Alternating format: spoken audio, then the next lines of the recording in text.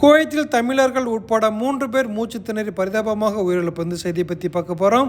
அடுத்து நேற்று குவைத் மஹபுல்லா ஏரியாவில் உள்ள மணி எக்ஸ்சேஞ்சில் கொள்ளையடித்த நபர்கள் அதிரடி கைது. இதுபோல குவைத்தின் முக்கிய செய்திகள், குவைத்தில் நடக்கும் முக்கிய நிகழ்வுகள் மற்றும் குவைத் வேலை வாய்ப்பு தகவலை நம்ம குவைத் தமிழன் வாட்ஸ்அப் சேனலில் தெரிந்து கொள்ள மேலே தெரிகின்ற வாட்ஸ்அப் நம்பருக்கு ஹாய்னு மெசேஜ் பண்ணுங்க. முதல் செய்தி, குவைத்தில் தமிழ்நாடு கடலூரைச் சேர்ந்த முகமது யாசின் மற்றும் முகமது ஜுனைத் உட்பட 3 பேர் இவர்கள் கடந்த 19/1/2025 ஞாயிற்றுக்கிழமை அன்று இரவு குவைத் வஃப்ரா பகுதியில் தங்கியிருந்த அறையில் உறங்கிக் கொண்டிருந்த போது சூடேற்றும் சாதனம் அதாவது ஹீட்டர் மூலம் மூச்சு திணறல் ஏற்பட்டு வஃபாத்தாகிவிட்டார்கள் என்ற செய்திகள் வெளியாகியுள்ளது.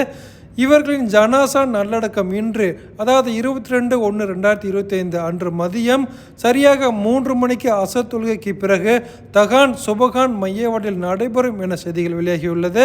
அடுத்த செய்தி, குவைத் மஹபுல்லா ஏரியாவில் உள்ள ஒரு மணி எக்ஸ்சேஞ்சில் துப்பாக்கியை வைத்து கொள்ளை நடந்த 24 மணி நேரத்துக்குள் குவைத் போலீசார் நைஜீரியா நாட்டைச் சேர்ந்த கொள்ளை கும்பலை கைது செய்து சிறையில் அடைத்துள்ளது. அடுத்த செய்தி, குவைத் தீயணைப்பு வீரர்கள் புதன்கிழமை அதிகாலை கைத்தான் பகுதியில் அமைந்துள்ள ஒரு கட்டிடத்தில் ஏற்பட்ட தீயை கட்டுக்குள் கொண்டு வந்துள்ளனர். இந்த தீ விபத்தில் ஒருவர் படுகாயம் அடைந்தார் என செய்திகள் வெளியாகியுள்ளது. இதுபோல குவைத்தின் முக்கிய செய்திகளை தெரிஞ்சுக்கொள்ளும் சேனல் சப்ஸ்கிரைப் பண்ணி வச்சுக்கோங்க. மீண்டும் அடுத்த வீடியோவில் சந்திப்போம். நன்றி.